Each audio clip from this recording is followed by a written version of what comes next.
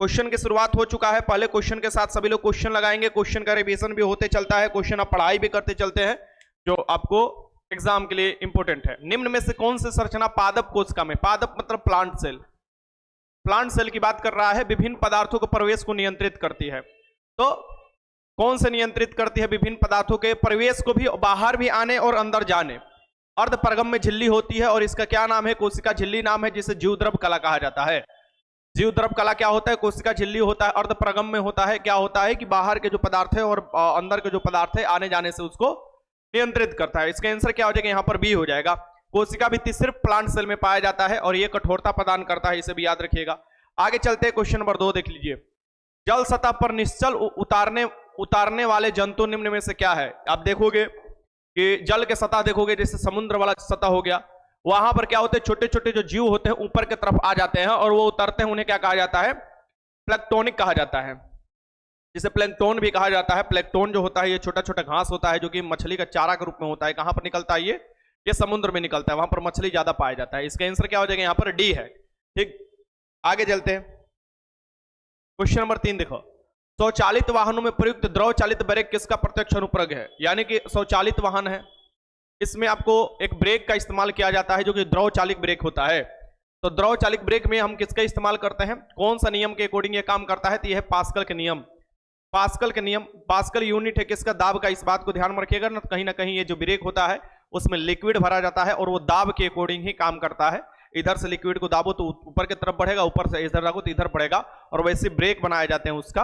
और ये खतरनाक ब्रेक होता है, बड़ा तगड़ा ब्रेक होता है। पास्कल के नियम इसमें आपको देखे जाते हैं। इसका आंसर क्या हो जाएगा? डी। क्वेश्चन नंबर 4 देख लो। निम्नलिखित में से किस प्राणी का जीवन अवधि सबसे लंबी होती है? इस प्राणी का नाम बताना है कि सबसे अधिक जीवन अवधि होती है।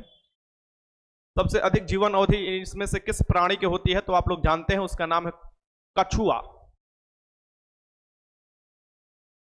कछुआ का जो होता है जीवन काल सबसे अधिक होता है, इस बात को ध्यान में रखिएगा। कोई कोई कछुआ जो है 180 साल तक भी जी सकता है। अगर देखा जाए तो इनका जीवन काल लगभग आपको 150 साल आप बोल सकते हैं, कभी 120 साल भी दिया रहता है, इसी के बीच में आपको होता है। 4 के आंसर क्या हो जाएगा? यहाँ पर डी हो जाएगा। क्वेश्चन नंबर 5 देखिए। किस अंग में वर्णक विशेष के आधार पर किसी व्यक्ति की आंख भूरी, नीली और काली दिखाई देती है? कहा जाता है ना कि आपकी आंखें भूरी है, आपकी आंखें नीली है और आपकी आंखें काली है। तो ये किस आधार पर कहा जाता है? आंख में क्या पाया जाता है उसके आधार पर यह कहा जाता है कि आपकी आंखें क्या है? भूरी, नीली, काली है। चलो बताओ। अरे जब भी बिहार के फॉर्म भरते हो ना, तो बिहार का ही आपको जो भी डालना है डॉक्यूमेंट्स डालने सीखो। ठीक, सेंट्रल गवर्नमेंट में सेंट्रल गवर्नमेंट का। तो इसका आंसर क्या हो जाएगा? यहाँ पर हो जाएगा परितारिका, यानी आइरिस। आइरिस क्या होता है? आंख के रंग जो होता है उसको प्रदान करता है। कोर्निया जो होता है वो आंख का कौन सा भाग दान किया जाता है? कोर्निया। और जो तो पुतली होता है वही प्रकाश आपको ज्यादा आता है तो पुतली छोटा हो जाता है, प्रकाश कम आता है तो पुतली बड़ा हो जाता है। और इस बात को ध्यान में रखना, जो आंख पर प्रतिबिंब बनता है वो तुम्हारे रेटिना पर बनता है, उल्टा और वास्तविक और छोटा। क्वेश्चन नंबर 6 देख लो। शरीर में कौन सा जल का कार नहीं है? ये बताना है इसमें से कौन सा शरीर में जल का कार नहीं होता है, जो वाटर होता है उसका कार नहीं होता है। यह एक आदर्श विसर्जन का माध्यम होता है, जो भी शरीर के बाहर निकालना होता है उसमें वाटर चाहिए। ठीक है, स्वयं जल में चक्र गति भी होती रहती है। जल स्वयं एक मेटाबॉलिक पदार्थ के कार्य करता है, सही बात है। जल अम्ल क्षार संतुलन को निष्क्रिय भूमिका का निर्वहन करता है। अम्ल क्षार संतुलन को निष्क्रिय भूमिका का निर्वहन में आपको जल की कोई जरूरत नहीं है। इसका आंसर क्या हो जाएगा? यहाँ पर डी हो जाएगा। ये अम्ल क्षार संतुलन की बात कर रहा था, तो 6 के आंसर क्या हो जाएगा? यहाँ पर डी हो जाएगा। आगे देखते हैं, क्वेश्चन नंबर 7 देख लो। निम्नलिखित में से कौन सा तत्व समुद्री शैवाल से प्राप्त किया जाता है? ये बताना है इसमें से कौन सा तत्व होता है जो कि समुद्री शैवाल से प्राप्त किए जाते हैं। समुद्री जो शैवाल होते हैं ना वो बहुत महंगा बिकते हैं। समुद्री शैवाल से देखोगे एक चीज निकाला जाता है, वो होता है आयोडीन।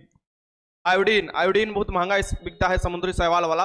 और ये देखोगे जो समुद्री खरपतवार होते हैं, एक प्रकार का शैवाल का ही प्रकार होते हैं, और उनसे भी आयोडीन निकाला जाता है।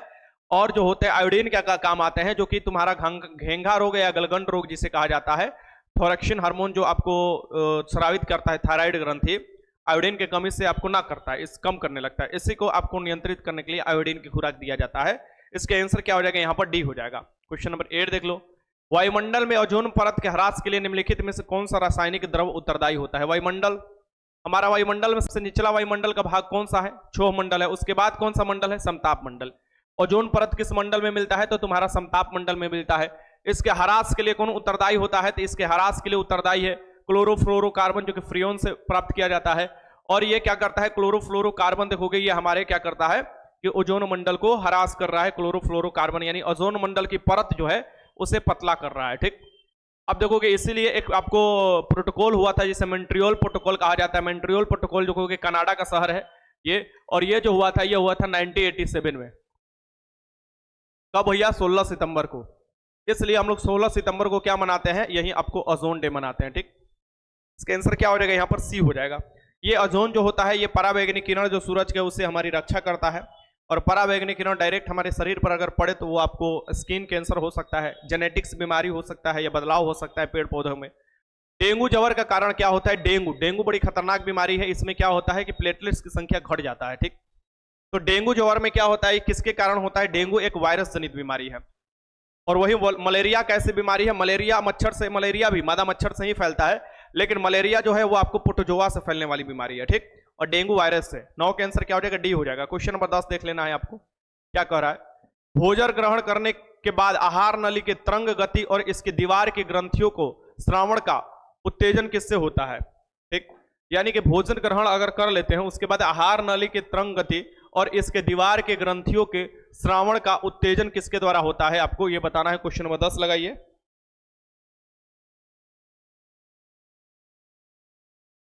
इसका आंसर क्या हो जाएगा? पारानुकंपी तंत्र द्वारा। पारानुकंपी तंत्र इसमें सहायक होता है उत्तेजन करने के लिए। इसका आंसर क्या हो जाएगा? यहां पर बी। क्वेश्चन नंबर 11 देख लो। थैलेसीमिया एक अनुवांशिक बीमारी है जो कि किससे प्रभावित होती है? थैलेसीमिया देखोगे बीमारी है। थैलेसीमिया आपको किसका बीमारी होता है? आपको इसकी कमी हो जाती है जन्मजात, या बच्चे जन्म लेते समय या उससे पहले भी पेट में भी रहते हैं तो इसकी कमी हो जाती है। और यह है रुधिर की, ब्लड की कमी हो जाती है। इसका आंसर क्या हो जाएगा? यहां पर ए हो जाएगा। थैलेसीमिया बीमारी है, एक अनुवांशिक बीमारी है। ठीक, 11 का आंसर क्या हो जाएगा? ए। जैसे हीमोफीलिया में क्या होता है? ब्लड नहीं जमता है, वो भी एक प्रकार का अनुवांशिक बीमारी है। आगे देखते हैं क्वेश्चन नंबर 12 देखो। 0 डिग्री सेल्सियस पैमाने पर फ़ारेनहाइट कितने डिग्री पर होता है? 0 डिग्री सेल्सियस पैमाना आपको बोल रहा है कि 0 डिग्री सेल्सियस, इस पर फ़ारेनहाइट पूछता है। फ़ारेनहाइट कितना होता है? तो ये होता है 32 डिग्री फ़ारेनहाइट आपको जो होता है ये 0 डिग्री सेल्सियस पर 32 फ़ारेनहाइट हो जाता है। और वहीं अगर 100 डिग्री सेल्सियस पूछे, यानी उबलने वाला 100 डिग्री सेल्सियस पूछे, तो आपको क्या लगा लेना है? 212 हो जाता है 100 डिग्री पर, क्योंकि ये 180 भागों में होता है, और ये जो होता है ये आपको 100 भागों में होता है। ठीक, अगर वही केल्विन पर पूछे, केल्विन का क्या होता है, तो 273 पर आपको ये जमता है पानी, और आपको केल्विन का जो आपको 100 डिग्री होता है वो होता है 373। रूमर में अगर पूछे तो 0 डिग्री रूमर पर पानी जमता है, 80 डिग्री रूमर पर आपको क्या होता है? पानी उबलने लगता है, रूमर में अगर पूछे तो। ये निम्न और उच्च पॉइंट की हम बात कर रहे थे, इसके आंसर क्या हो जाएगा? यहां पर सी हो जाएगा। आगे देखो क्वेश्चन नंबर 13 देख लो। निम्नलिखित में से कौन सा पादप अपने भोजन के निर्माण में सक्षम नहीं है? कौन सा इसमें पादप है, प्लांट है, जो कि अपने भोजन के निर्माण में सक्षम नहीं है? चलो लगाओ इसका आंसर, मैं देख रहा हूं आप लोग क्या लगा रहे हो। चलो चलो आंसर लगाओ सभी लोग प्लीज।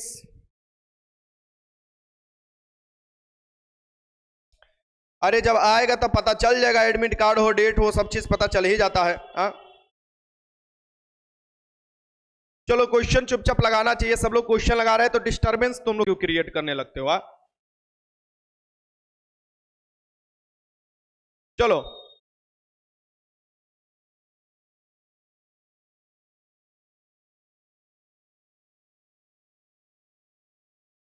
हाँ बहुत अच्छा। ये क्या होते हैं? मशरूम। बहुत लोग मशरूम लगा रहे हैं। मशरूम क्या होता है? या आपको फफूंदी होता है। क्या होता है? एक प्रकार का फफूंदी होता है। फफूंदी में क्या होता है? क्लोरोफिल होगा नहीं, खाना अपने से बनाता नहीं है, वो किस पर चला जाता है? वो शैवाल से आपको गठबंधन सहजीविता कर लेता है। तो मशरूम क्या होता है? ये पादप अपने भोजन के निर्माण के लिए खुद लिए सक्षम नहीं होता है। इसका आंसर क्या हो जाएगा? यहाँ पर बी हो जाएगा। ठीक, मशरूम।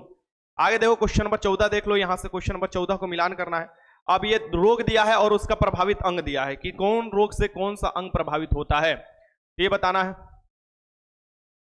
बताइए, एस्केरेसिस से कौन सा अंग प्रभावित होता है? एस्केरेसिस से आपको छोटी आपको आंत प्रभावित होता है ना। फिर क्षय रोग कहने का मतलब टीबी। टीबी से कौन सा प्रभावित होता है? टीबी से तुम्हारा फेफड़ा प्रभावित हो जाता है। निमोनिया जो होता है, ठंड लगने के कारण निमोनिया देखो दो, ये से इससे कौन सा प्रभावित होता है? निमोनिया। निमोनिया से श्वासन तंत्र, आपको श्वास नली, ये सब प्रभावित होता है। डायरिया जो प्रभावित करता है ये पाचन तंत्र को, यानी डायरिया में ज्यादा आप देखोगे कि 2 नंबर 1 नंबर ये चीज ठीक, तो पहले के आंसर क्या हो जाएगा, 2 हो जाएगा, पहले के आंसर 2 हो जाएगा, पहले के आंसर 2। फिर बी का दे रहा है, बी का आपको 3 दे रहा है, बी का 3, यहां पर आपको आंसर निकल कर आ जाएगा बी। ठीक, बी हो जाएगा, इसका आंसर लगा लेना आप लोग। चलो आगे चलते हैं। क्वेश्चन नंबर 15 देख लो। रक्त का निम्नलिखित में से कौन सा भाग शरीर प्रतिरक्षा का काम करता है? रक्त का कौन सा भाग होता है जो शरीर में प्रतिरक्षा का काम करता है, ये आपको बताना है।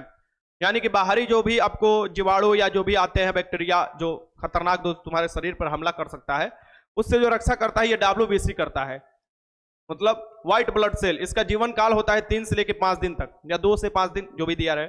श्वेत रक्त कणिकाएं, श्वेत रक्त कणिकाएं इसे कहा जाता है, ये 600:1 होता है, 600:1। यानी कि अगर आरबीसी हम बात करें, आरबीसी का जो रेशियो होगा 600 होगा तो ये आपको 1 होगा। कौन? WBC। मतलब कि WBC 1 होगा तो 600 आरबीसी होता है, इतना कम आपको देख सकते हो। इसका आंसर क्या हो जाएगा यहाँ पर? श्वेत रक्त कणिकाएं हो सकता है, जो कि तुम्हारे शरीर में प्रतिरोधन क्षमता प्रदान करता है। आगे देखते हैं क्वेश्चन नंबर 16 देखो। क्रायोलाइट किसका अयस्क है? क्रायोलाइट किस धातु का अयस्क है, ये आपको बताना है। क्रायोलाइट हुआ, क्रायोलाइट हो गया, ये जो होता है बक्साइट हो गया, ये जो होता है ये अल्युमिनियम का अयस्क होता है। क्रायोलाइट, बक्साइट, ये किसका अयस्क होता है? अल्युमिनियम का होता है। इसका आंसर क्या हो जाएगा यहाँ पर? डी हो जाएगा। क्वेश्चन 17 देख लो। विटामिन ई का रासायनिक नाम क्या है? विटामिन ई जो है, विटामिन ई का आपको रासायनिक आपको नाम बताना है। विटामिन ई जो है इसे कहा जाता है, क्या कहा जाता है बताओ? टोकोफेरोल कहा जाता है। इसको क्या बोला जाता है? टोकोफेरोल कहा जाता है। विटामिन ई का नाम है टोकोफेरोल।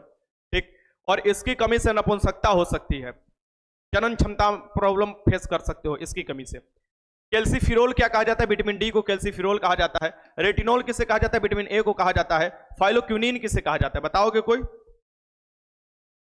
फाइलोक्विनिन किसे कहा जाता है? तो ये विटामिन के को कहा जाता है। ठीक, अब विटामिन डी की कमी से हड्डी वाला बीमारी आपको हो सकता है, हड्डी कमजोर हो सकता है, ठीक ना, क्योंकि वो कैल्शियम को आपको ये नियंत्रित करता है। और कैल्शियम किस में होता है? तुम्हारी हड्डी में। और रेटिनॉल तुम्हारे आंख रतौंधी हो सकता है, गाजर में सबसे अधिक मिलता है विटामिन ए। विटामिन ए की कमी से आपको क्या हो सकता है? रतौंधी। और ये विटामिन के जो होता है ये ब्लड क्लोटिंग में, यानी कि खून को जमाने में उत्तरदायी होता है। तो 17 का आंसर क्या हो जाएगा? बी हो जाएगा। आगे चलते हैं, क्वेश्चन 18 देख लो। क्वेश्चन 18, निम्नलिखित में से कौन सी कोणीय वेग की सही इकाई है? कोणीय वेग एक कोण के अनुरूप चलता है। मान लीजिए ये सर्कुलर पाथ है, इसका जो वेग होगा एक कोण के अनुरूप होगा। ठीक, तो यहां से ये आ गया यहां पर, तो ये कोणीय जो वेग होता है इसका आपको देखोगे, वेग कोण को किस में मापते हैं? रेडियन में। और आपको क्या होता है? रेडियन प्रति सेकेंड जो होता है ये कोणीय वेग होता है। रेडियन सबसे पहले आपको पता ही होगा, कोण को किस में मापा जाता है? रेडियन में मापा जाता है। तो ये कोणीय वेग जो मापा जाता है आपको क्या हो जाता है? दूरी बटा में समय होता है ना, तो रेडियन जो जितना आपको तय किया एंगल के अकॉर्डिंग दूरी, और बटा में समय यानी सेकेंड। तो 18 के आंसर क्या हो जाएगा यहाँ पर? डी हो जाएगा। क्वेश्चन नंबर 19 देखो। सोरा जो बारूद बनाने में काम आता है, सोरा और अफीम के लिए बिहार जो था अंग्रेजों के शासनकाल में, देखोगे बिहार प्रसिद्ध था।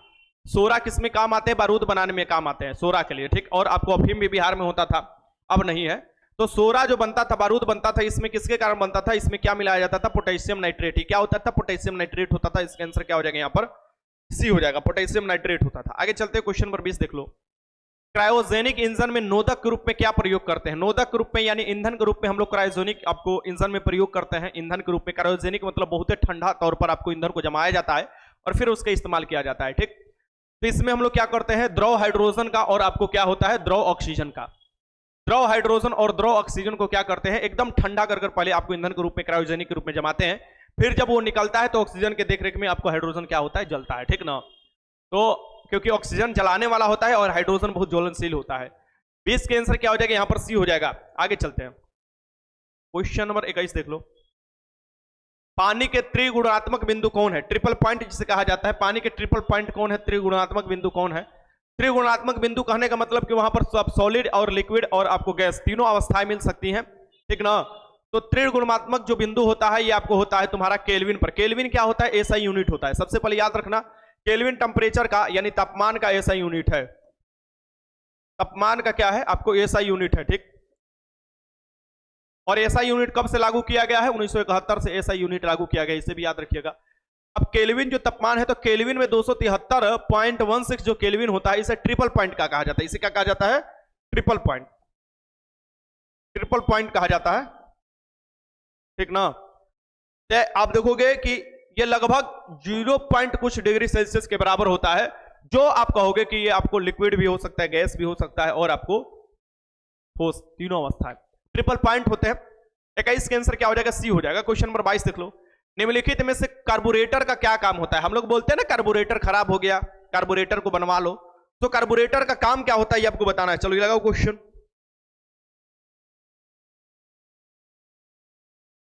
चलो क्वेश्चन लगाओ। अरे पढ़ाई भी तुम लोग कर लिया करो यार, खाली बात खाली बात खाली बात। अब कितना समय बचा हुआ है हर एग्जाम में, देखो तो दरोगा का एग्जाम का पार पर एकदम पड़ा हुआ है। साइंस 20 को क्वेश्चन वगैरह में पूछता है, और फिर जब एग्जाम हॉल में बैठोगे तो वहीं याद आएगा हमको फलना लड़का बोल रहा था, चिन्ना लड़का बोल रहा था, वो सब तुम्हारा काम खत्म हो जाएगा। बस यही याद आएगा बोल रहे थे सर जी थोड़ा रिवीजन कर लो, काम आ जाएगा। क्योंकि जब 2-2, 3-3 नंबर के लिए बाहर होगे ना, तो ये तो तुम्हारे मन में जरूर रहेगा, अरे इस बार हम नहीं निकाल पर अगले बार जरूर निकालेंगे। अरे बुर्बक, अगले बार भी उतना ही मेहनत करना पड़ता है, हर बार जीरो से शुरुआत करना पड़ता है, हर बार उतना ही मेहनत करना पड़ता है। एक लोग अक्सर ये बोलते हैं कि मेरा ये फर्स्ट अटेम्प्ट था, और फर्स्ट अटेम्प्ट में मैंने 100 क्वेश्चन में ना 60 को क्वेश्चन सही कर दिया। कटअप कितना गया था? 70 गया था। तो लोग बोलेंगे कि हम 60 क्वेश्चन सही कर दिए, मेरा फर्स्ट अटेम्प्ट था, और फर्स्ट अटेम्प्ट में हम 60 क्वेश्चन सही कर दिए। आज जैसे ही ये सेकेंड अटेम्प्ट लेता है ना, सेकेंड, तो ऐसे ही क्या कर देता है, सीधे आ जाता है ये 55 पर।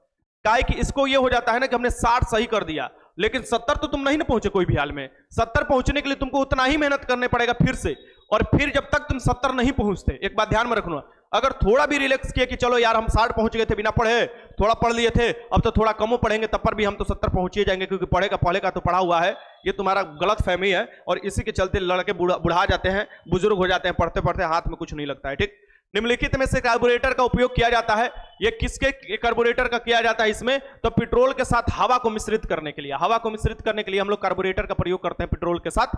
ठीक, कि दहन अच्छे से होते रहे। इसका आंसर क्या हो जाएगा? यहां पर भी हो जाएगा। आगे देखते हैं क्वेश्चन नंबर 23 देख लो। मनुष्य के शरीर में सबसे छोटी ग्रंथि कौन सी है? मनुष्य के सबसे छोटी ग्रंथि बताना है। मनुष्य के शरीर के सबसे बड़ी ग्रंथि अगर पूछे तो ये होता है यकृत। सबसे बड़ा ग्रंथि क्या होता है? यकृत होता है। अब सबसे छोटा ग्रंथि जिसे मास्टर ग्रंथि कहा जाता है, उसे कहा जाता है प्यूटरी को। प्यूटरी जो होता है इससे भी एक छोटा छोटा ग्रंथि होता है, पिनियल ग्रंथि। पिनियल ग्रंथि जो होता है जो तुम्हारा आंसी को नियंत्रित करता है, वो इससे भी छोटा ग्रंथि होता है। लेकिन अगर ऑप्शन में नहीं दिया है तो पिट्यूटरी ग्रंथि आपको लगाना है, और ये सबसे छोटा ग्रंथि होता है। सबसे बड़ा ग्रंथि की बात करें तो यकृत होता है, इस बात को ध्यान में रखेगा। और सबसे बड़ा अंतःस्रावी बहिःस्रावी दोनों ग्रंथि में अग्नाशय आ जाता है, और सबसे बड़ी सिर्फ अंतःस्रावी ग्रंथि हो जाता है थायराइड। ठीक, तो ये सब ग्रंथि के बारे में पता आपको चलना चाहिए। इसका आंसर क्या हो जाएगा? सी हो जाएगा। क्वेश्चन नंबर 24 देखो। रेफ्रिजरेटर में जल को ठंडा करने के लिए निम्न में से कौन सा गैस प्रयोग किया जाता है? रेफ्रिजरेटर मतलब तुम्हारा फ्रिज की बात कर रहा है। ठीक, अगर हम रेफ्रिजरेटर की बात करें, जल को ठंडा करना है, तो इसमें हम लोग NH3 यानी अमोनिया का प्रयोग करते हैं। किसका करते हैं? फ्रीओन का भी प्रयोग करते हैं, अमोनिया का भी प्रयोग करते हैं। NH3 हो जाएगा। इसका आंसर हो जाएगा सी हो जाएगा। आगे चलते हैं। क्वेश्चन 25 देख लो। ताप बढ़ने से पृष्ठीय तनाव पर क्या प्रभाव पड़ता है? देखो, पृष्ठीय तनाव जो होता है ना, ये एक प्रकार का जो पृष्ठीय तनाव है, वो ताप जैसे कम होता है तो कोई भी चीज देखोगे जमने लगता है। ठीक, और जैसे ही बढ़ता है वो गैसीय अवस्था में होने जाता है, तो गैसीय अवस्था में होने लगता है। एक बात ध्यान में रखना, द्रव में और गैस में पृष्ठीय तनाव होता है, सरफेस टेंशन होता है। तो ये जो आपको पूछ रहा है कि जो ताप बढ़ने से पृष्ठीय तनाव क्या होगा, तो ये बात कर रहे हैं द्रव का। ये ताप बढ़ेगा तो क्या होगा? वो गैसीय अवस्था में होगा, यानी कि पृष्ठीय तनाव आपको क्या हो जाएगा? घट जाएगा। पृष्ठीय तनाव क्या हो जाएगा? घट जाएगा। ठीक ना? लेकिन पृष्ठीय तनाव के कारण ही देखोगे कि बारिश की बूंद क्या होती है? गोल होती है। इसे भी याद रखिएगा। अब ये आपसे क्वेश्चन पूछे कि गैस का अगर हम ताप बढ़ाए, तो गैस है और उसमें हम ताप बढ़ाए तो उसका पृष्ठीय तनाव पर क्या प्रभाव पड़ेगा? उसका बढ़ जाएगा। क्या पड़ेगा? बढ़ जाएगा। इस बात को ध्यान में रखना। द्रव अगर पूछे, यानी बात ये द्रव के कर रहा है, ठीक ना? अगर नहीं दिया है तो नहीं, तो अगर गैस देता तो गैस लिखता कि गैस का अगर गैस में ताप बढ़ाते हैं गैस का, तो उसके पृष्ठीय तनाव पर क्या प्रभाव पड़ेगा? वो बढ़ जाता है। लेकिन ये आपको लिक्विड दे रहा था, ये आपको क्या हो जाएगा? घट जाएगा। चलो आगे चलते। Question number 26। हाँ चलो, हाँ बहुत अच्छा। सूरज यादव, गैस में बढ़ता है, बहुत अच्छा, गुड। मेरा भी राइट भी है। चलो ठीक है, चलो लगा क्वेश्चन। पानी के लगाओ यहां पर क्वेश्चन। पानी के 4 डिग्री पर शरीर तैरता है, यदि 100 डिग्री पर हो जाए तो क्या होगा? हम देखते हैं कि पानी 4 डिग्री पर है, सो शरीर तैरने लगता है। शरीर क्या होता है? तैरता है। देख लो, स्टेटमेंट बेस्ड क्वेश्चन है। यूपीएससी के आपको पीटी में क्वेश्चन पूछा गया। यूपीएससी के 2001 में क्वेश्चन था ना, ये आई थिंक 2001 में पीटी के साइंस का क्वेश्चन है। तो हर एग्जाम का मैं क्वेश्चन लाता हूं, अलग अलग आपको हर पेपर देखता हूं, वहां से क्वेश्चन आता है। तो ये जो होगा आपको पानी के 4 डिग्री पर शरीर तैरने लगता है, अगर 100 डिग्री हो जाए तो क्या हो जाएगा ये बताओ। 100 डिग्री हो जाए तो क्या हो जाएगा ये आपको बताना है, ठीक। तो 100 डिग्री हो जाता है तो इसमें हमारा शरीर डूब जाएगा क्या हो जाएगा, डूब ना जाएगा जी। 100 डिग्री पर क्या होता है, पानी उबलने लगता है, उसका घनत्व तो कम हो जाएगा, क्योंकि आप लोग जानते हो कि 4 डिग्री पर क्या होता है, घनत्व अधिक होता है पानी का, इसलिए क्या होता है उसमें तैरने लगेगा। लेकिन जैसे ही आपको क्या हो जाएगा, आपका 100 डिग्री होगा, आपका डूब जाएगा। 6 का आंसर ए हो जाएगा। स्टेटमेंट बनाकर क्वेश्चन दिया था। 27 देखो, परिस्थितिकी तंत्र में उच्चतम पोषण स्तर प्राप्त होता है। उच्चतम पोषण स्तर किसे प्राप्त होता है बताओ, परिस्थितिकी तंत्र में उच्चतर पोषण स्तर किसे प्राप्त होता है परिस्थितिकी तंत्र में, ये आपको बताना है। चलो लगाओ क्वेश्चन, लगाइए सभी लोग क्वेश्चन लगाइए। चलो ये क्वेश्चन लगाओ। मेरा तुक्का सही है। अरे तो कितना प्रेम पुजारी तुक्का मारोगे, नाम तो लिखो प्रेम पुजारी, तुक्का मार रहे हो हैं। बहुत अच्छा यार, तेरा सुपरस्टार सी लगा रहे हैं, गलत चीज यार, तेरा सुपरस्टार गलत लगा रहे हैं, सुधार कीजिए। जो लोग भी सी लगा रहे हैं सुधार कीजिए। इसमें सबसे उच्चतम पोषण स्तर प्राप्त होता है आपको सर्वाहारी को, सर्वाहारी को प्राप्त होता है, क्योंकि वो दोनों खाते हैं और सर्वाहारी को सबसे ऊंचा पोषण स्तर आपको प्राप्त होता है। इस बात को ध्यान में रखिएगा। इसका आंसर क्या हो जाएगा यहाँ पर, डी हो जाएगा, सर्वाहारी। मुझे पता था आप लोग गलती लगाओगे। आगे चलते इसका आंसर डी हो जाएगा। क्वेश्चन नंबर 28 देख लो। ध्वनि के प्रभाव को कान में कितने समय तक रहता है। ध्वनि अगर कोई चिल्लाता है, ए चिंटू, तो चिंटू तुम्हारे कान में कितने देर तक रहेगा, ठीक। मान लो चिल्लाता है लखना, ए लखनी, तो कितने देर तक रहेगा। लखना लखनी जो भी बोलता है तुम्हारे कान में जो उसका प्रभाव रहता है 1/10 रहता है, 1/10 सेकेंड रहता है, ठीक। 1/10 सेकेंड तक तुम्हारे प्रभाव रहता है। इस बात को ध्यान में रखें, यहाँ सेकेंड का 10वां भाग तक तुम्हारा ये प्रभाव रहता है, ठीक। इसका आंसर क्या हो जाएगा यहाँ पर, बी। चलो आगे चलते हैं। क्वेश्चन नंबर 19 देख लो। आग बुझाने में काम आने वाली गैस कौन सी है। अगर आग लगा हुआ है तो आग लगता है ऑक्सीजन की उपस्थिति में, और अगर CO2 रहे, कार्बन डाइऑक्साइड रहे, तो आग लगने ही नहीं देगा। सो ये क्या करता है, ये पूछ रहा है कि आग बुझाने में काम आता है किसका, कार्बन डाइऑक्साइड का। कार्बन डाइऑक्साइड अग्निशमक जो है उसका काम आग बुझाने का काम होता है। इसका आंसर क्या हो जाएगा, डी हो जाएगा। क्वेश्चन 32 देख लो। प्रकाश निर्वात में भी चल सकता है, क्योंकि प्रकाश संबंधित है। कैसे संबंधित है, लाइट क्या करता है कि वैक्यूम में भी चल सकता है, निर्वात में भी चल सकता है। तो प्रकाश क्या है, प्रकाश के लिए कोई मीडियम की जरूरत नहीं है, ये एक प्रकार का अनुप्रस्थ भी तरंग है, और सबसे बड़ी बात ये विद्युत चुंबकीय क्षेत्र, विद्युत चुंबकीय तरंग है। क्या है,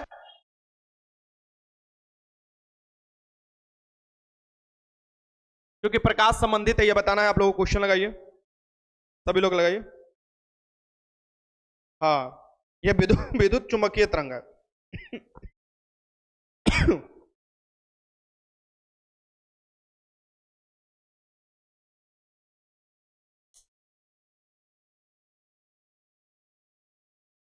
इसको होना चाहिए यहाँ पर होना चाहिए विद्युत चुंबकीय, ठीक। चुंबकीय क्षेत्र से ठीक है, लेकिन यहाँ पर होना चाहिए विद्युत चुंबकीय। थोड़ा ऐड करने ला ये चीज, क्योंकि ये गमन कर पड़ता है, क्योंकि ये विद्युत चुंबकीय तरंग है। यहां पर शुरू में आपको ऐड कर लेना होगा, विद्युत चुंबकीय तरंग है, ठीक। विद्युत चुंबकीय क्षेत्र से संबंधित है, इसका आंसर सी हो जाना चाहिए, लेकिन यहां पर कुछ छूटा हुआ है। विद्युत चुंबकीय क्षेत्र से आपको यह चीज लगाना होगा, ठीक ना। अगर तब पर भी ना देते आपको यही लगाना होगा, सी ही लगाना होगा, कुछ ना भी दे तो। चुंबकीय क्षेत्र या विद्युत चुंबकीय क्षेत्र से आपको प्रकाश आपको जो होता है ये तरंग है। तो 30 का आंसर क्या हो जाएगा यहाँ पर, सी हो जाएगा। 30 का आंसर सी हो जाएगा। आगे देखते हैं क्वेश्चन नंबर 31 देख लो। हाइड्रोजन की खोज किसने किया था। हाइड्रोजन जो है, हाइड्रोजन की खोज किसने किया था। 1 मिनट बस रुक जाओ, 1 मिनट बस, 1 मिनट 1 मिनट। पता नहीं क्यों लाइट कट जा रहा है और फिर ये फ्लक्चुएशन दिखाई दे रहा है, बंद हो जा रहा है फिर खुल रहा है। 1 मिनट बस रुक जाओ, मैं इसे सही कर देता हूं।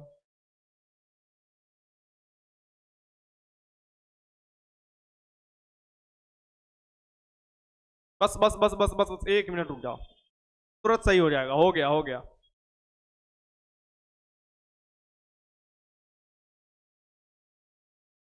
कभी कभी क्या होता है ना कि कोई कीड़ा भी बैठ जाता है इस पर ना, तो उसके कारण भी डिस्टर्बेंस देखने को होता है। मान लो कोई कोई स्किन टच है ये, तो स्किन टच होगा तो कोई भी कीड़ा भी बढ़ जाता है, उसके स्किन टच करता है तो उसके कारण प्रॉब्लम ये दिखाई देने लगता है, ठीक ना। तो ये चीज है, और चलो इसको हम सही करते हैं।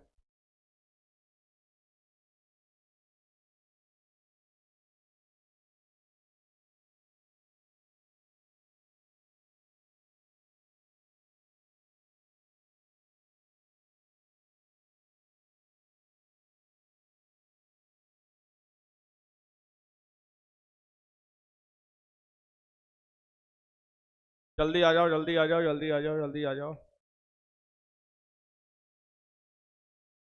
हाँ, चलो क्वेश्चन नंबर 31 लगाओ सभी लोग। क्वेश्चन नंबर 31 आपके सामने है। हाइड्रोजन की खोज किसने किया था बताओ?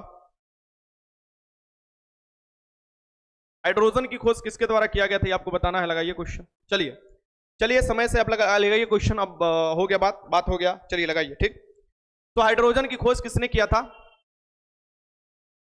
हाइड्रोजन की खोज कैवेंडिश ने किया था। किसने किया था? कैवेंडिश ने किया था। ठीक, इसे याद रखिएगा। आगे चलते हैं।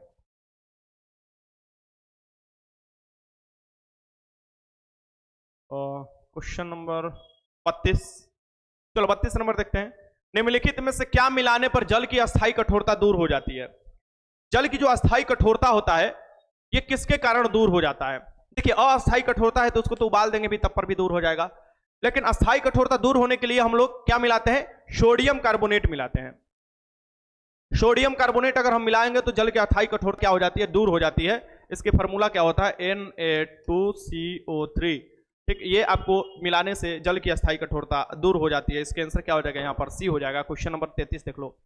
निम्नलिखित में से किस वनस्पति शास्त्र के जनक कहा जाता है? किसे फादर ऑफ बोटनी कहा जाता है? वनस्पति शास्त्र के आपको जनक कहा जाता है, यह बताना है। सबसे पहले जीव विज्ञान के जनक कहा जाता है अरस्तु को, और जंतु विज्ञान के भी जनक अरस्तु को कहा जाता है। थियोफ्रेस्टस जो हो जाएंगे, इन्हें आपको क्या कहा जाता है? वनस्पति शास्त्र के जनक कहा जाता है। ठीक, इस बात को ध्यान में रखिएगा। और चिकित्सा शास्त्र के जनक किसे कहा जाता है? हिपोक्रेटस को कहा जाता है। इसे भी याद रखिए। लिनियस को आपको वर्गीकी के जनक कहा जाता है। क्वेश्चन नंबर 34 देख लीजिए। कुलिज नलिका का प्रयोग कर क्या उत्पन्न करने के लिए किया जाता है? कुलिज नलिका जो होती है इसका प्रयोग किसके क्या उत्पन्न करने के लिए किया जाता है? तो कुलिज नलिका का प्रयोग कर हम लोग किसका उत्पन्न करते हैं? जिसकी खोज रोएंटजन ने किया था। यानी कुलिज नलिका का प्रयोग कर हम लोग क्या करते हैं? एक्स किरण की उत्पन्न करते हैं। एक्स किरण। आगे इसका आंसर क्या हो जाएगा? यहाँ पर सी हो जाएगा। क्वेश्चन नंबर 35 देखो। जिप्सम का प्रयोग किस प्रकार की मृदा में किया जाता है? जिप्सम का प्रयोग किया जाता है जब मृदा क्या हो जाती है? क्षारीय हो जाती है। अम्लीय के लिए तो चूना पत्थर का हम लोग प्रयोग कर लेते हैं। तो जिप्सम का प्रयोग किस प्रकार के मृदा के लिए किया जाता है? क्षारीय के लिए। मृदा का अध्ययन किसमें किया जाता है? आपसे क्वेश्चन पूछता है ना, पेडोलॉजी। 35 के आंसर क्या हो जाएगा? यहाँ पर डी हो जाएगा। क्वेश्चन नंबर 36 देख लो। इस्पात संयंत्र की वात्य भट्ठी में उत्पादित होने वाला लोहा किस नाम से जाना जाता है? जो इस्पात जो संयंत्र होते हैं जहां पर इस्पात बनता है, यानी वात्य भट्ठी में आपको जो उत्पादित किया जाता है लोहा, वो किस नाम से जाना जाता है? उस लोहा को क्या हम लोग बोलते हैं ये बताना है। तो उस लोहा को हम लोग पिग लोहा बोलते हैं। क्या बोलते हैं? पिग लोहा। ठीक ना। पिटवा लोहा सबसे अच्छा होता है, सबसे ज्यादा दिनों तक चलता है, शुद्ध होता है पिटवा लोहा। क्वेश्चन 37 देख लो। पानी में परखनल्ली डालने पर चमकने लगता है। अगर पानी है उसमें हम परखनल्ली डालते हैं तो चमकने लगता है। या शीशा का टूटा हुआ भाग, चनका हुआ भाग चमकने लगता है। ठीक, इंद्रधनुष में भी वो फिनोमिना देखने को मिलता है। टोटल इंटरनल रिफ्लेक्शन इसे कहा जाता है, पूर्ण आंतरिक परिवर्तन। और ये हीरा में भी देखने को मिलता है। मृग मरीचिका इसी के कारण बनता है। ठीक, ये सब आपको जो आंसर हो जाएगा। या आपको जो हम लोग पेट की कोई बीमारी होता है उसको देखने के लिए एंडोस्कोपी किया जाता है, तो उसमें भी एंडोस्कोपी में भी सेम यही फिनोमेना होता है, पूर्ण आंतरिक परिवर्तन। तो ये 37 का आंसर क्या हो जाएगा? यहाँ पर ए हो जाएगा। क्वेश्चन नंबर 38 लगा लो। क्वेश्चन नंबर 38 को आपको बढ़िया से पढ़ना है और इसका आपको जो पहले देख लीजिए कौन सही है कौन गलत है, तो उसके बाद आंसर लगाइएगा नीचे की तरफ, क्योंकि बड़ा क्वेश्चन था। यहाँ पर आप देख सकते हैं कि ये बड़ा क्वेश्चन है और ये भी आपके यूपीएससी पीटी में क्वेश्चन पूछा हुआ है। ठीक, यानी यूपीएससी पीटी का क्वेश्चन आपके सामने है और आप देख लीजिए कि ये दो आपको दिया हुआ है, तो आपको बताना है इसका आपको क्या होगा। चलिए क्वेश्चन नंबर 38 आपके सामने है, इसे लगाइए। चलिए, निम्नलिखित कथनों पर से विचार कीजिए। ये जो कथन है इस पर विचार करना है। क्या कह रहा है स्टेटमेंट? चलो मैं पढ़कर आपको बताता हूं, थोड़ा बड़ा कर लेता हूं इसे। चलो चलो अब लगाओ। कथन दे रहा है कि अर्नेस्ट रदरफोर्ड ने रॉयल सोसाइटी के समक्ष कहा था कि मनुष्य को नाभिक शक्ति कभी नहीं उपलब्ध होगी, नाभिकीय शक्ति कभी उपलब्ध नहीं हो सकती। न्यूक्लियर जो आपको पावर है या न्यूक्लियर एनर्जी जो हम उत्पादन करते हैं न्यूक्लियर पावर से ही, तो वो नहीं आपको मिल सकता है। ये आपको रदरफोर्ड कहे थे। यही रदरफोर्ड थे जो कि नाभिक की खोज किए थे। ये वही रदरफोर्ड है जो कि नाभिक की खोज किए थे, अल्फा बीटा की खोज किए थे, नाइट्रोजन की खोज किए थे। ये वही है। अब आगे देखते हैं, कारण देख लेते हैं ये क्या है। कारण क्या सही है? उसे यह विश्वास था, मतलब कि रदरफोर्ड को यह विश्वास था कि आइंस्टाइन का नियम फेल हो जाएगा और मात्रा ऊर्जा में परिवर्तित नहीं होगी। क्या ये दोनों स्टेटमेंट जो है एक दूसरे से दोनों सही है? बहुत अच्छा। तो बी ना लगाओ, दोनों एक दूसरे के सही है। बी क्यों लगा रहे हो? बी नहीं, ये स्टेटमेंट पहला भी सही है कि उस समय जब ये बोले थे तो इनको विश्वास नहीं था कि द्रव्यमान ही ऊर्जा का रूप होता है। जब ये आपको देखोगे कि आइंस्टीन साहब आते हैं तो ई बराबर एम सी स्क्वायर देते हैं, ई बराबर एम सी स्क्वायर देते हैं, तो ये एम जो है ये द्रव्यमान है, वो एनर्जी में रूपांतरित हो जाएगा। अगर ये सी पूछे तो ये क्या है, 3 × 10 के पावर 5 किलोमीटर प्रति सेकंड, यानी कि ये 3 लाख किलोमीटर प्रति सेकंड के स्क्वायर से अगर द्रव्यमान को गुणा किया जाए तो वो ऊर्जा में रूपांतरित हो जाएगा। इसे कहा जाता है सापेक्षता के सिद्धांत। और ये जो सिद्ध कर दिए थे, यानी कि और उसी को उपयोग कर आज परमाणु बम, हाइड्रोजन बम, परमाणु वात भट्टी, ये सब जो बनाया जा रहा है, यही तो बनाया जा रहा है ना। तो ये दोनों है, और इस कहीं ना कहीं उनका स्टेटमेंट जो है आधार इसलिए था, तो वो सोच रहे थे कि ये कभी ऐसा ना हो जाएगा कि द्रव्यमान ऊर्जा में रूपांतरित हो सकता है, तो वो ये नहीं सोचे थे। तो दोनों सही है, और कहीं ना कहीं कारण जो है ये कथन को सपोर्ट कर रहा है, यानी कि उसका व्याख्या कर रहा है। ठीक, तो यहां पर आंसर आपको जो हो जाएगा ये आपका हो जाएगा ए।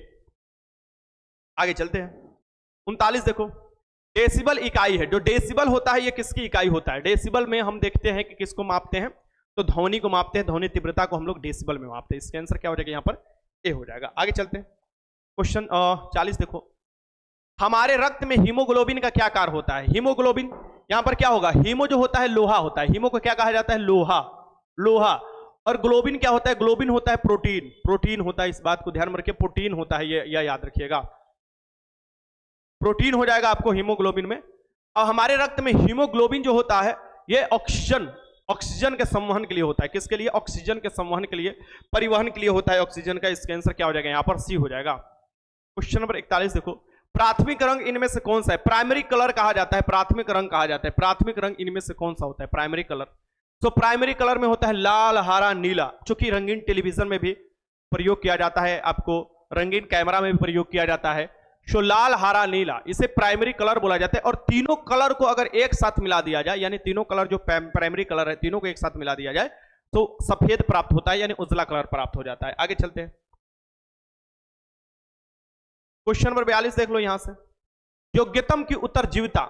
योग्यतम की उत्तरजीविता जो आपको सिद्धांत था चार्ल्स डार्विन ने दिया था। योग्यतम की उत्तरजीविता यानी कि जो योग्य होगा वही आपको अपना जीव अस्तित्व बचा कर रखेगा। ये तो आप लोग जानते ही हैं, चार्ल्स डार्विन ने ही दिया था। वो बोले थे कि जो भी योग्य होगा तो अपना अस्तित्व बचा कर रहेगा, और जो योग्य नहीं होगा वो विलुप्त हो जाएगा, लाइक डायनासोर आप देख सकते हैं। तो योग्यतम की उत्तरजीविता के जो सिद्धांत दिया गया था चार्ल्स डार्विन द्वारा दिया गया था। और ये सबसे पहले इसके प्रवर्तक, मूल प्रवर्तक कौन थे इनके विचार के? देखो ये चार्ल्स डार्विन अपने बुक में ये बात लिख चुके थे, योग्यतम की उत्तरजीविता, लेकिन सबसे पहले पढ़े इस बात को और आपको प्रवर्तक किए, ये कौन थे? इनका नाम था स्पेंसर। स्पेंसर नाम था। इसका आंसर क्या हो जाएगा? सी हो जाएगा। स्पेंसर नाम था इनका। क्या नाम था? स्पेंसर नाम था इसका। इसका आंसर क्या हो जाएगा? सी हो जाएगा।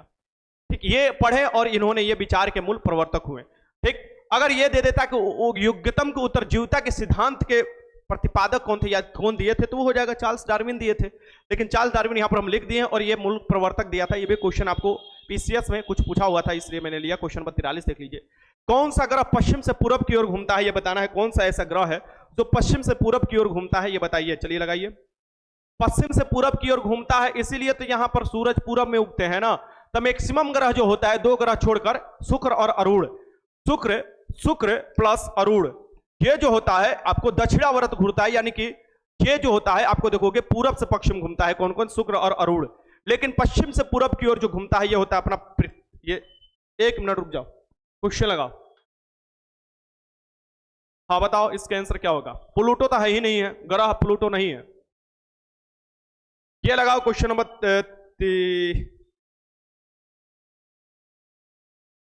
शुक्र। सही है, शुक्र है, लेकिन क्या इसमें 1 से अधिक हो सकता है क्या?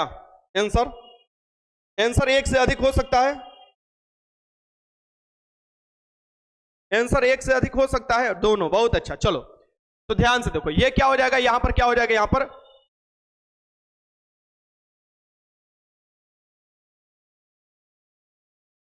पृथ्वी और आपको क्या हो जाएगा यहां पर? ये दोनों हो जाएगा, यानी कि बी और डी हो जाएगा। ये आपको क्या करते हैं? दोनों घूमते हैं, इस बात को ध्यान में रखिएगा। यानी कि वरुण होता है, मंगल होता है, बुध होता है, बृहस्पति होता है, शनि होता है, सेम आपको फिनोमिना पर घूमते हैं। ठीक, लेकिन अरुण और शुक्र एक सिर्फ ऐसा ग्रह है, आपको याद रखिएगा, कि जो आपको पूरब से पश्चिम की ओर घूमते हैं अपने अक्ष। इसका आंसर क्या हो जाएगा यहां पर?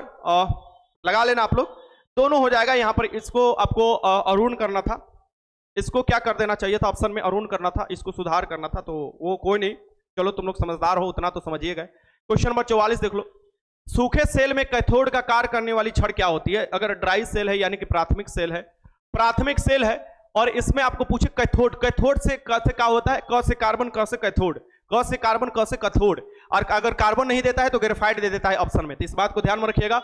इसमें कार्बन की छड़ का हम प्रयोग करते हैं। वही जस्ता के रूप में हम किसका प्रयोग करते हैं? एनोड के रूप में। तो एक याद रखो दोबारा अपना, एनोड जस्ता के रूप में, चाहे क से कैथोड, क से कार्बन, आपको कार्बन का ही ग्रेफाइड होता है, अप्रूव होता है, तो कहीं कहीं वो दिया रहता है, ठीक। इसका आंसर क्या हो जाएगा यहाँ पर? कार्बन की। आगे चलते क्वेश्चन नंबर 45 देखो, कैथोड जो होता है कार्बन की छड़ होता है, ठीक। 45 देख लेते हैं यहां से, किण्वन क्रिया में कौन सी गैस उत्पन्न होती है? जो किण्वन कराया जाता है ना, किण्वन कराकर ही तो देखोगे ना दारू वारू बनता है, कोई भी चीज सड़ा कर उसमें से दारू बनाया जाता है, ठीक। ये बताइए,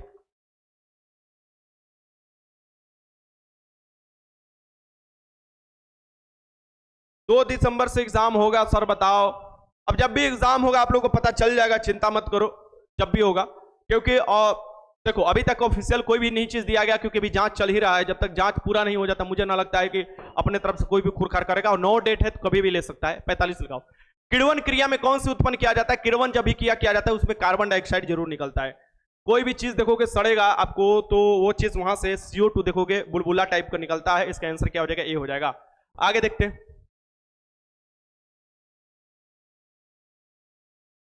चलो यहां पर देखो क्वेश्चन नंबर 46 देख लो भाई। क्वेश्चन नंबर 46 क्या दे रहा है? लिपिड, लिपिड दे रहा है यहां पर, लिपिड, ठीक। चलो देखो लिपिड के बारे में दे रहा है कि लिपिड के पाचन निम्नलिखित में से कुछ की उपस्थिति में होता है। किसकी उपस्थिति में लिपिड का पाचन होता है?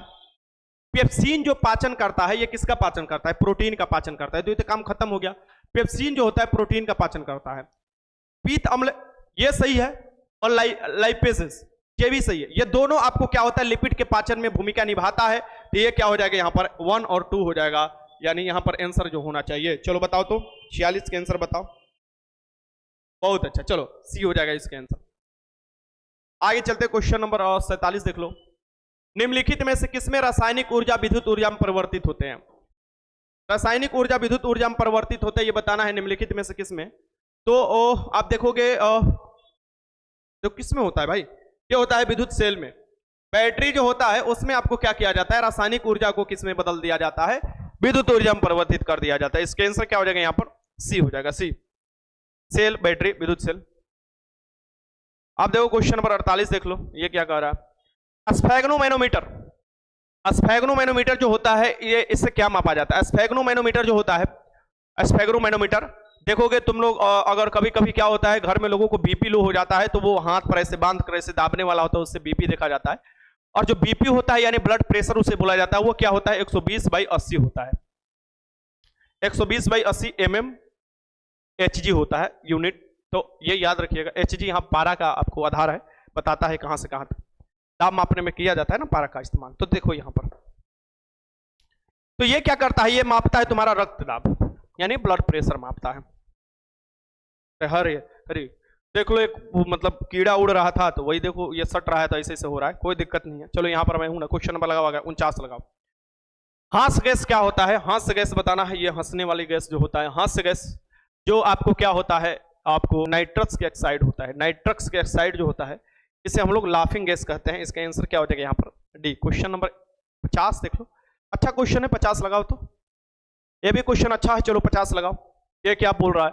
कथन दिया है, यानी कि कथन में क्या दे रहा है, इसे पढ़ते हैं पहले। उच्चतर तापमानों पर रासायनिक अभिक्रिया तीव्रतर हो जाती है। माने तापमान उच्च होंगे तो रासायनिक अभिक्रिया क्या तीव्र हो जाती है, यानी तेजी से होती है। आगे देखते हैं क्या दिया हुआ है। उच्चतर तापमानों पर आणविक गति और द्रुत हो जाती है, द्रुत और द्रुत हो जाती है, ये बताना है। इसमें से आपका आंसर आप लोग लगाओ, मैं देख रहा हूं आप लोग क्या आंसर लगा रहे हो।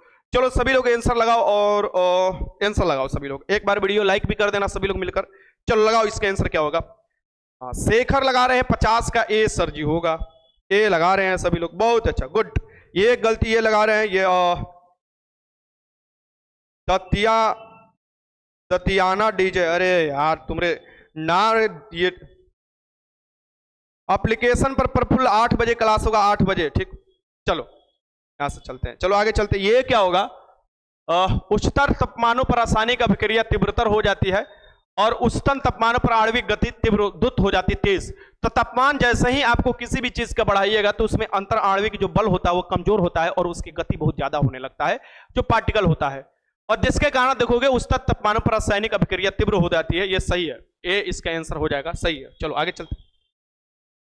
क्वेश्चन 51 देखो, सबसे लंबा जीवित वृक्ष है, सबसे लंबा जो जीवित वृक्ष भी है, सबसे लंबा जो जीवित वृक्ष भी है ये आपको बताना है। जीवित वृक्ष में सबसे लंबा जो है सिकुआ है, सिकुआ, सिकुआ हो जाएगा, इसका आंसर क्या हो जाएगा यहाँ पर बी हो जाएगा। आगे चलते हैं, क्वेश्चन 52 देखते हैं। डॉल्फिन जो होती है वर्गीकृत किए जाते हैं। डॉल्फिन जो गैगेटिक डॉल्फिन हमारा राष्ट्रीय जलीय जीव भी है। सो डॉल्फिन किस में आती है? डॉल्फिन जो आती है ये स्तनधारी में आती है, यानी कि स्तनी में आती है। डॉल्फिन भी है, वेल भी, ठीक, वेल भी आती है। इसका आंसर क्या हो जाएगा यहाँ पर डी हो जाएगा, डी, बुद्धिमान होती है डॉल्फिन। आगे चलते हैं, क्वेश्चन देखते हैं। क्वेश्चन 53 देख लो, निम्न में से कौन सा नियम बल की प्रकृति बताता है? बल की प्रकृति बताता है, ये बात ध्यान में रखना, बल की प्रकृति बताता है, कितना बल लगा है, कौन दिशा में लगा है, बल की प्रकृति बताता है, ठीक नहीं है बताना ना।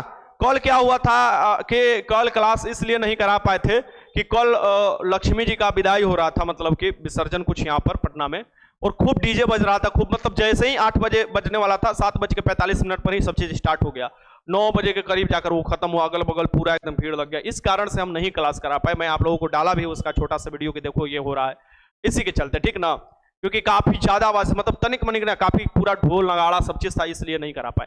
निम्न में से कौन से नियम बल की प्रकृति बताता है? बल की प्रकृति बताता है न्यूटन का दूसरा नियम, क्योंकि बल की व्यंजक ही मिलता है, व्यंजक मतलब F बराबर ma, तो वहां से जो व्यंजक मिलता है उसी के अकॉर्डिंग है ना उसका प्रकृति पता चल पाएगा, कितना लग रहा है कितना ना। इसका आंसर क्या हो जाएगा? बी हो जाएगा, बी हो जाएगा न्यूटन के द्वितीय नियम से। क्वेश्चन नंबर 54 देख लो, दो तत्वों की परमाणु संख्या समान है किंतु इनके गुण भिन्न भिन्न है, क्या होते हैं भैया? दो तत्वों की परमाणु संख्या समान होती है लेकिन इनके गुण भिन्न भिन्न है, तो ये क्या कहलाते हैं? परमाणु संख्या तो समान है लेकिन मतलब गुण भिन्न भिन्न हो सकते हैं, द्रव्यमान संख्या भिन्न भिन्न होने के कारण, तो इसे कहा जाता है आइसोटोप। आइसोटोप कहा जाता है जिन्हें हम लोग आम भाषा में समस्थानिक कहते हैं। समस्थानिक जिसमें परमाणु की जो होता है परमाणु संख्या तो समान होता है लेकिन उसमें परमाणु द्रव्यमान जो होता है ये भिन्न भिन्न होता है। आगे चलते हैं, क्वेश्चन नंबर 55, किसी पदार्थ का वह केंद्र जहां उसका संपूर्ण भार प्रभावी हो जाता है।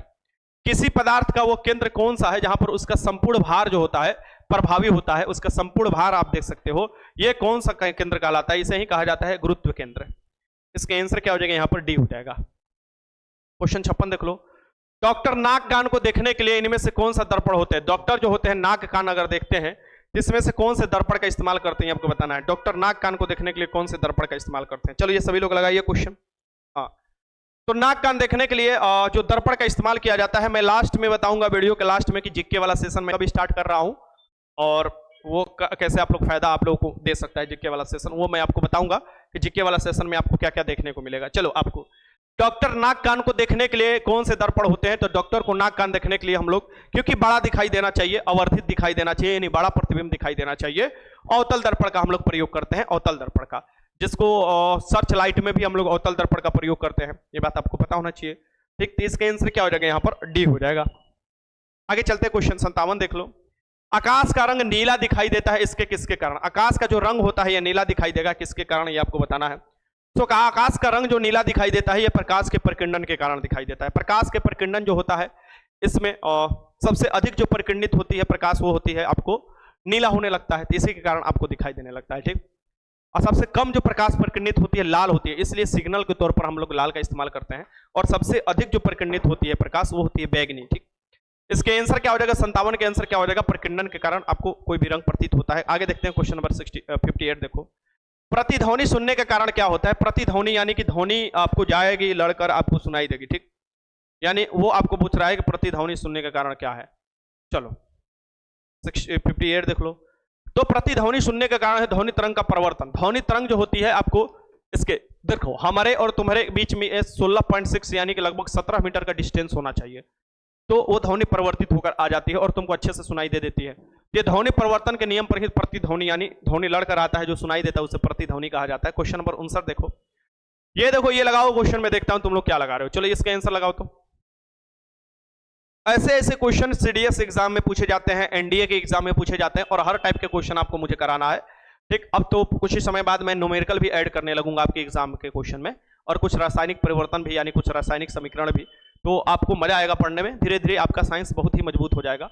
दो गुब्बारे को हाइड्रोजन तथा हीलियम के समान ग्राम अणुओं से भरा जाता है, यानी कि उनका जो भार है समान ग्राम अणुओं से भरा जाता है। दोनों में से एक आकार का छेद किए जाते हैं, यानी कि एक ही आकार का छेद कर दिया जाता है। सबसे पहले इनमें से गुब्बारा संकुचित हो जाएगी, सबसे पहले गुब्बारा संकुचित हो जाएगी। इसमें से कौन सी गुब्बारा संकुचित हो जाएगी आपको बताना है। लगाओ क्वेश्चन, हाँ लगाओ सभी लोग क्वेश्चन, बहुत अच्छा 59 का आंसर लगाओ।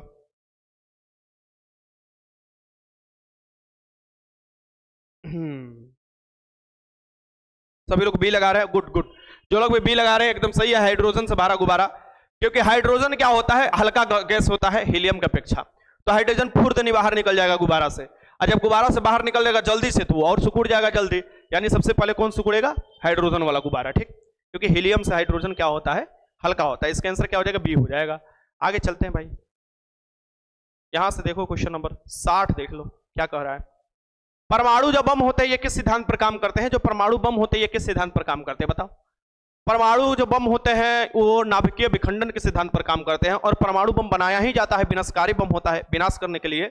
तो परमाणु जब बम होते हैं अनियंत्रित विखंडन पर आधारित होते हैं। जैसे कल मैंने क्वेश्चन आपको कराया था कि हाइड्रोजन बम जो होते हैं वो किस सिद्धांत पर काम करते हैं, तो हाइड्रोजन बम जो होते हैं अनियंत्रित आपको संलयन के सिद्धांत पर काम करते हैं, वैसे अनियंत्रित विखंडन के सिद्धांत पर काम करते हैं हाइड्रोजन बम। इसका आंसर बी हो जाएगा। क्वेश्चन नंबर 61 देख लो, आधुनिक अवध सारणी किसके नियम पर आधारित है। जो आधुनिक अवध सारणी है, यानी कि अभी जो अवध सारणी है, हम लोग मॉडर्न आपको देखोगे पीरियोडिक टेबल के बारे में बात कर रहे हैं। ये जो होता है ये जो दिया गया था मोसले द्वारा, और मोसले द्वारा परमाणु क्रमांक के अनुक्रम में जो आपको बनाए थे ये पीरियोडिक टेबल बनाए थे। इसके आंसर क्या हो जाएगा यहाँ पर, बी हो जाएगा, बी। आगे चलते हैं क्वेश्चन नंबर 62 देखते हैं।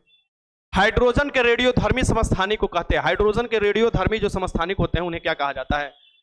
तो जो हाइड्रोजन होते हैं इनके रेडियोधर्मी समस्थानिक को क्या कहते हैं ये आपको बताना है। तो हाइड्रोजन के 3 समस्थानिक होते हैं, पोर्टियम, ड्यूटेरियम और ट्राइटियम। तो ट्राइटियम जो होता है ये क्या होता है, ट्राइटियम, ट्रिटियम जो इसे बोलते हैं आम भाषा में, ट्रिटियम जो होता है ये क्या होता है, रेडियो एक्टिव होता है, रेडियो एक्टिव होता है, इस बात को ध्यान में रखिएगा। इसका आंसर क्या हो जाएगा, डी। और ड्यूटेरियम के ऑक्साइड यानी ड्यूटेरियम ऑक्सीजन के साथ मिल जाता है तो उसे भारी जल कहा जाता है, जिसे D2O कहा जाता है, ठीक। आगे चलते हैं, आपको ये जो प्रोटियम होता है, प्रोटियम जिसे हम लोग आम हाइड्रोजन भी कह सकते हैं, इसमें आपको बस 1 इलेक्ट्रॉन 1 प्रोटॉन होता है, न्यूट्रॉन नहीं होता है, ठीक। आगे देखते हैं क्वेश्चन नंबर 63 देखो, निम्नलिखित में से कौन धातु पीतल, कांस्य तथा जर्मन सिल्वर इन सभी में उभय घटक के रूप में होते हैं। उभय घटक के रूप में मतलब कि सभी में विद्यमान रहते हैं। तो पीतल में जस्ता और तांबा मिलकर बनता है, कांसा जो होता है आपको तांबा और टीन से मिलकर बनता है, जर्मन सिल्वर में देखो तांबा आपको निकल देखोगे और तांबा निकल, और मतलब एक होता है तुम्हारा तांबा हो गया, निकल हो गया, और अरे यार क्रोमियम, ये सब जो होता है आपको मिलता है। क्रोमियम, निकेल, तांबा, ये आपको किसमें मिलता है, तो जर्मन सिल्वर में मिलता है। तो इसमें तीनों में जो विद्यमान हो गया ये तांबा हो गया। इसका आंसर क्या हो जाएगा, बी हो जाएगा, बी। आगे चलते हैं, क्वेश्चन 64 देख लो, खाद्य पदार्थ को हम किस इकाई में माप सकते हैं। जो खाद्य पदार्थ होता है, खाने वाला जो पदार्थ होता है, वो उसको हम किस इकाई में माप सकते हैं। भर थरिया खा ल जा तो तुम लोग को पता भी तो होना चाहिए कि हमारे पास कितना कैलोरी हम ले रहे हैं। चुपचाप सूतल रह रहे हैं, कैलोरी बढ़ा रहे हैं, इसीलिए तुम्हारा क्या हो जाता है, शरीर मोटा जाता है, भैंसा नियन हो जाते हो तुम लोग, ठीक। अरे कितना कैलोरी लेना है, कितना मेहनत करना है, कितना एक्सरसाइज करना है, वो सभी इंपॉर्टेंट होता है ना। तो ये पूछ रहा है कि ये आपको जो माप होता है ये किस में मापा जाता है, तो कैलोरी में मापा जाता है। किस में, कैलोरी। और 1 कैलोरी बराबर कितना जूल होता है, 1 कैलोरी बराबर होता है 4.2 आप लिख सकते हो, क्योंकि 4.186 करके जूल आपको होता है ये, तो इसे आप 4.2 आपको लिख सकते हैं जूल, 1 आपको कैलोरी में होता है, ठीक। तो इसका आंसर क्या हो जाएगा यहाँ पर, कैलोरी जो यूनिट होता है आपका खाद्य पदार्थ वाला। 65 देखो, आधुनिक एंटीसेप्टिक सर्जरी के जनक किसे कहा जाता है। आधुनिक एंटीसेप्टिक सर्जरी जो होता है उसके जनक किसको कहा जाता है, ये बताना है। चलो लगाओ, आधुनिक एंटीसेप्टिक सर्जरी के जनक किसे कहा जाता है ये आपको बताना है। चलिए लगाइए। सर जी वजन कैसे घटाए, सोनी स्ट्रोंगल। वजन घटाने का बस एक ही तरीका है, मुंह को थोड़ा बंद करो और एक्सरसाइज करो, गोबर पाथो। अगर गोबर नहीं है तुम्हारे घर तो पड़ोस के घर के गोबर पाथ लो, अगर उसके घर में भी नहीं है तो लकड़ी काटो। क्या दिक्कत है भाई अपना काम करने में, हाँ क्या दिक्कत है बताओ। अगर तुम्हारे घर में कोई काम नहीं है, बस तुम्हारे घर में टाइल्स वाला घर है, सब चीज है, तो उस पर पोछा मारो। अरे घर में काम की कमी है जी, खाना बनाओ, वजन काहे ना कम होगा। मम्मी का हाथ बटाओ, कपड़ा धो लो, भैया भाभी जिसके भी कपड़ा है कपड़ा धो, उससे भी वजन घटता है। एक्सरसाइज करो, भर थरिया मार कर चुपचाप क्वेश्चन लगाने से थोड़े ना वजन घटेगा। अब बाद में बड़ी हम कमजोर हो गए हैं। आधुनिक एंटीसेप्टिक सर्जरी के जनक कौन होते हैं? जोसेफ लिस्टर को कहा जाता है आधुनिक एंटीसेप्टिक सर्जरी के जनक। और आप देखोगे सबसे पहले टीका के आविष्कार किया गया था वो एडवर्ड जेनर द्वारा आपको बताया गया था। लुश पास्चर ने पास्चराइजेशन ऑफ मिल्क दिया था आपको 62 डिग्री पर और 71.8 डिग्री सेल्सियस पर, दोनों आपको 71.8 जो होता है उसको 15 सेकंड तक करना पड़ता है आपको गर्म, और जो 62 के करीब जो होता है उसको आपको आधे घंटे तक गर्म करना पड़ता है। ठीक, तो ये दोनों दिया था। चलो आगे चलते हैं। अच्छा देखो, हाइड्रोजन गैस सूर्य के रासायनिक घटकों में कितनी प्रतिशत होती है आपको बताना है। हाइड्रोजन गैस होती है जो दिमाग पर टेंशन दो वजह से, क्या ही बोल रहे हैं, दिमाग पर टेंशन डालो वजह घट जाएगा। सर प्लीज मेरा बात मानो। है हमारा बात मानो। अरे हमारा वजन थोड़े ना घटाना है बुड़बक, एकदम चिरकुटे हो का जी। हम खुद का वजन, हमको थोड़े ना वजन घटाना है। हमारा तो वजन ठीक है, पतले दुबले हैं ऐसे ही। गाना है ना, पातर पियावा में, एक गाना है ना जी। हमारा तो पतले दुबर है वजन, तुम लोगों का मोटा मोटा पैसा नहीं हो गया, हम नहीं है। चलो, हाइड्रोजन गैस सूर्य के रासायनिक घटनों में कितना बा? 71% बा। ठीक, इसका आंसर क्या होगा? 66 के आंसर क्या हो जाएगा यहाँ पर? सी बा। ठीक, 71%। पूरे यूनिवर्स में भी देखा जाए तो सबसे अधिक क्या पाया जाता है? हाइड्रोजन पाया जाता है। चलो आगे चलते हैं। आगे चलते क्वेश्चन देखते हैं। बाकी हाइड्रोजन के बाद हीलियम पाया जाता है आपको, ठीक ना। आगे लगाइए क्वेश्चन, चलिए क्वेश्चन लगाइए।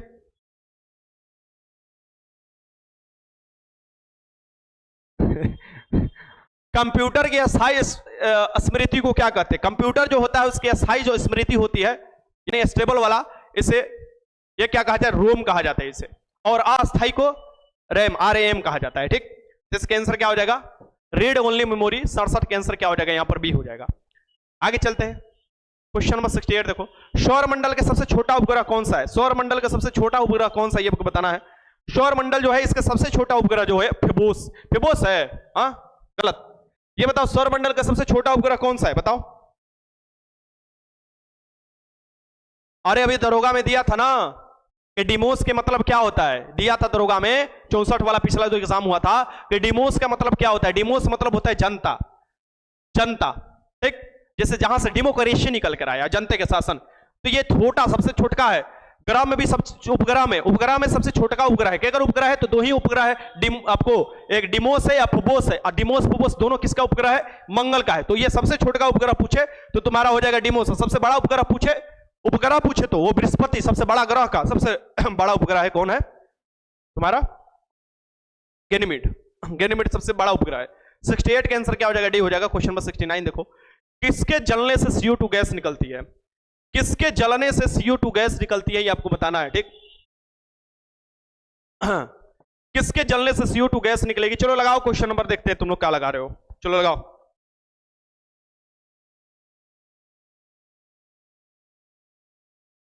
वजन कैसे बढ़ाएं ये भी बता दीजिए डोली रुचि। ओहो, ये बात है, वजन कैसे बढ़ाएं। तो वजन बढ़ाने के लिए 2-3 काम तुम कर सकती हो, मेरा मानो तो। कि अगर खाना रात में बच जाता है तो उसे सुबह फेंका मत करो, उसे भूंजा करो और खा लिया करो। ठीक, और सबसे लास्ट में खाना खा सकती हो। जैसे कि सबसे ज्यादा खाना बच जाता है तो उस समय खाया जा सकता है। शुरू में खाओगे तो लगेगा कि पेट भर गया, तो लास्ट में खाना खा सकती हो। सब लोग खाना खा ले तो उसके बाद जो खाना बचे तुम खा सकती हो। जो तुम्हें अंदाजा ना मिलेगा कि कितना खाना बचा हुआ है, कम भी मिलेगा तब पर भी ठीक है, ज्यादा भी मिलेगा तो ज्यादा ही मिलेगा हमेशा। जो खाना बच ही जाता है तो उसको तुम खाकर खत्म कर सकती हो। मान लो कि तुम्हारे घर में कभी 10 गो रोटी बच गया तो तुमको सोचना है कि ये 10 रोटी हमको खा जाना है। ठीक, और खाकर पानी पीकर सो जाना है, क्योंकि सोना ही है, रात में तो करोगे क्या।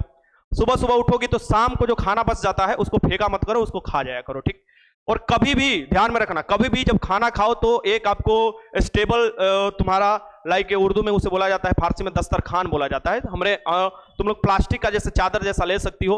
अगर उस पर जूठा गिरता है तो उस जूठा को फिर से उठाकर अपना प्लेट में रख दो और फिर से खा जाओ। यानी कि जूठा को भी जूठा नहीं करना है, यानी जूठा को भी बर्बाद नहीं करना है। जस्ट लाइक ये मोटापा बढ़ाने का तरीका है, बाकी तुमको फॉलो करना है तो करो, नहीं करना है तो जाओ, हमको मतलब नहीं है। हीरा हो जाएगा यहाँ पर। हीरा में क्या होता है? हीरा कार्बन का प्रूफ होता है ना, हीरा कार्बन का प्रूफ होता है। और हीरा को ऑक्सीजन की उपस्थिति में अगर जलाओगे तो यही होगा। इसका आंसर क्या हो जाएगा यहाँ पर?